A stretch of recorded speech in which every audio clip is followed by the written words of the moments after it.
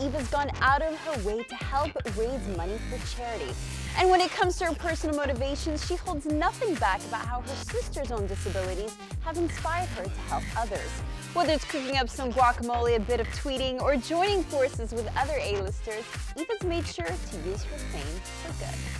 Eva, it's such a pleasure to be here with you, and that press conference was the most emotional press conference I've ever been to in my life. You moved me to tears. Oh, thank you. Really, truly inspirational. And I want to know, like, obviously we're all really looking forward to tonight's Global Gift Gala, and I know you're honoring Ricky Martin. What was it about him that caught your attention? Well, about his work? I've known Ricky for years, and I've known his work for years. What he does to help human trafficking and child trafficking all over the world. And being, you know, this Puerto Rican from Puerto Rico, like the tiniest little island, to doing such big things for the world, I think that should be applauded and it should be celebrated.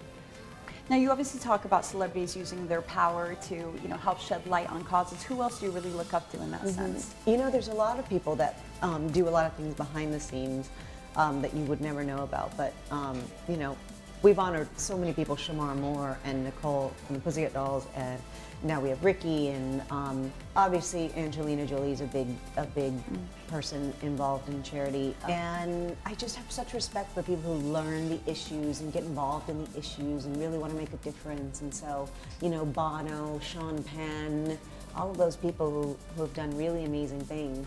Do you think in a way it's a celebrity's responsibility to use their fame to champion a good cause? I would say yes. I don't think, I would never say, you know, you must because you're a celebrity. I think it has to come from an authentic place. But it's just a matter of exposing them to communities and people that are less fortunate. And once you know these kids and these women and these people that need help, it's hard for you to not help and turn your back. So once we expose celebrities to different causes, they seem to always jump in and help. So what do you think is the most creative thing or most unusual thing you've done to raise money for charity? You know, one year we did a Twitter auction, which was really unique because it was right when Twitter was starting, and it was, you know, kind of an auction online that would you could bid to get a tweet from Katy Perry, and you could bid to get a tweet from Justin Bieber, and that was like so progressive and revolutionary at the time because Twitter had just started, and to get a mention or a follow from somebody was like worth a lot of money. We raised millions of dollars, and it was for the Haiti. It was to help Haiti, and so that's one of the things I was most proud of because we kind of paved a way for Twitter to be used as a philanthropic tool. That's incredible. I can't believe that was effective. Now, I know you're really big on your cooking. I was thinking maybe you should one day like host people. You can make them your famous guacamole. Oh, I do. That's part of my auction item that we auction off sometimes. Really? Is I will make Are you doing that tonight? Yes, we're going to be, you better bid on it. I usually auction off, I will make guacamole for them at my restaurant in Los Angeles. You're kidding me. That is such a cute idea. And it goes for a lot of money. That's really sweet. Now, I just want to ask you just about your career. You obviously you have a few movies coming up. Is it three movies coming up in 2014?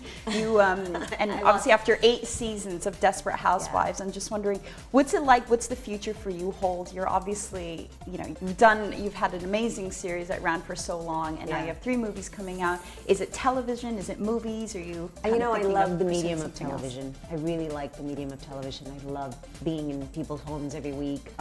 You know, I like doing film. Film's a little different than TV. I'm really a TV person, so I'll probably eventually go back to television.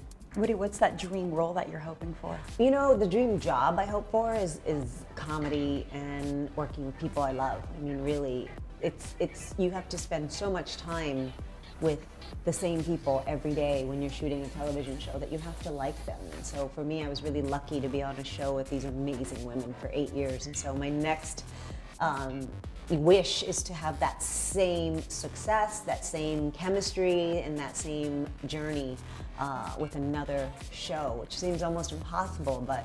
Was that hard for you though after 8 years? Did it feel like a bit of freedom, or? It did. I mean, when we ended, it was like, oh, okay.